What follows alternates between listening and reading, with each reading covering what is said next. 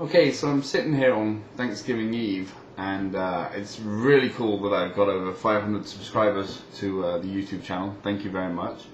But I'm sitting here trying to think of how to start getting into some of the history things in my basement and some of the projects that I've been involved with, and it's actually pretty difficult. So in trying to think of where to begin, since I started in paintball in 1991, which I know means I've been in paintball a little longer than maybe some of my viewers have actually been alive, which is really cool, but moving on. Wasn't sure where to start.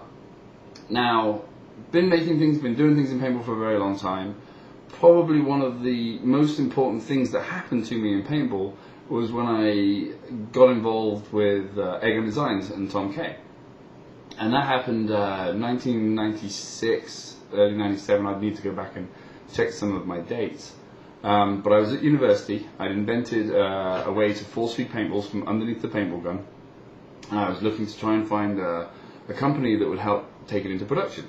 And I spoke to a lot of different people in the industry, people like Smart Parts, John Gregory from JT, AGD Designs, and I actually met with John Soster, who I owe a lot to, Jackie Soster and John Bonich, who actually ran AGD Designs Europe. And I still remember driving up, because I went to university in Sussex, and this story is going to be long and complicated, so I hope I can get it all across and not miss anything. But I was actually at the University of Sussex where I studied mechanical engineering, and I got in my car and I drove up to Colchester, which is where AGD Design Europe was based. And they actually base it from a facility built on the same property as their house. And I drove up and there was nobody there, and I'm trying to find someone to talk to. And they knew I was coming.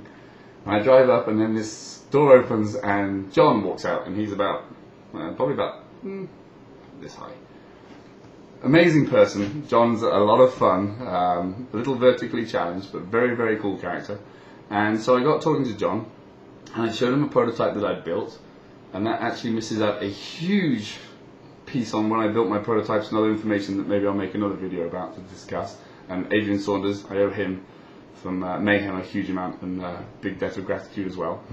But anyway, I'm talking to John Soster, who I became very good friends with, and I'm showing him a prototype for a force feed loading system back in 1996-97. And he sees what I'm doing. I'm putting on an automag back in those days, and it's pretty damn cool. So he ends up, we call Tom Kay in America, and we end up organizing a trip to go and see Tom Kay in America, and so that I can actually show Tom what I'm doing with my force feed loader systems. And making a very long story short, that ends up with me on a plane, my first trip I'd ever flown alone, to AGD Designs. Tom Kay picks me up at the airport, and we go and see his facility. Now, Tom, amazing individual. I know there's been a few people make comments about him not having an engineering degree or any technical background. That's so unfair to bring up as an issue. Tom, as a man, as an inventor, as an innovator, absolute genius. One of the greatest pleasures in my life has been to sit down at a lunch or dinner table and discuss anything and everything with Tom. Some of the most amazing conversations, the kind of conversations where you'll have a lot of very intelligent people sat around a table and nobody wants to open their mouth and say something stupid. So everybody is really thinking about what they're saying and why they're saying it. And those are the kind of things and feelings you get when you're in his presence. It's a shame he doesn't have so much to do with paintball anymore, but if you've ever met him and you've ever had the opportunity to spend time in his presence, you'll understand what I'm talking about. So I get the opportunity and I meet Tom, and I do a lot of things that week. But one of the projects when I was actually at his facility that I saw was the beginning for a military application of some of the compressed air and pneumatic technology that Tom was very familiar with from his paintball guns.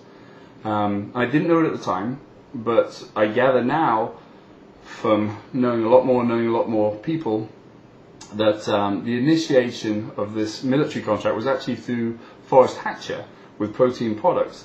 And he managed to get and do a very good demonstration of some of the pneumatic capabilities and ballistic capabilities of a paintball gun to the military in a non-lethal capacity, and then was working with Tom to fulfill some of those projects. I can't talk too much in too much detail about some of that stuff. Only to say that some of the prototypes for that were some of the coolest things I've ever seen, and if I ever manage to get hold of Forrest, I'm going to beg him to give me one of those early prototypes. But there was some very cool stuff, and it was all based off of the automag valve that was very, very successful in the automag era of paintball. Now, why I'm talking about that? Some of the things that Tom was doing with that system and with the projectiles was fascinating. Heavier projectiles, fin stabilized projectiles, slow motion photography, and probably the first time that real data was being captured in paintball. Tom, very cool, one day actually let me sit down in front of the filing cabinet where he had a lot of his research and a lot of his data stored, and pretty much gave me free reign to go through and see what he did. And the public's really doesn't know the amount of science and work that that man put into paintball and what we really owe him, because it's pretty damn phenomenal. Some of the things that I'm trying to do with some of the slow motion photography and some of the information that I can release, obviously some of it is trade secrets and I can't, is just to get close to showing you some of the stuff that goes on in paintball and to continue on some of the science and the actual learning and teaching that Tom gave me in the early days of my paintball experiences. Okay, story's getting long. That very cool project that was working with the military ended up becoming a real product. And what it ended up becoming was the FN303 less lethal launcher. And I have one by my side that I'm actually going to take you through. Now, this project was, I believe, the original valve design and the concept and the workings was designed by Tom, but then it was taken on by FN, a very well-known military and firearms manufacturer, and brought to fruition. And it's been in the press for a few different reasons. It's been a very successful piece of technology, and it's very cool in many, many ways. So we'll get into it in some detail.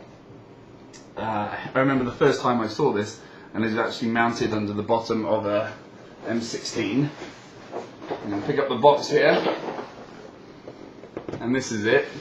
This is the less lethal launcher. You see it says FN manufacturing, but we'll see how much of this really was Tom and Egan Design's work.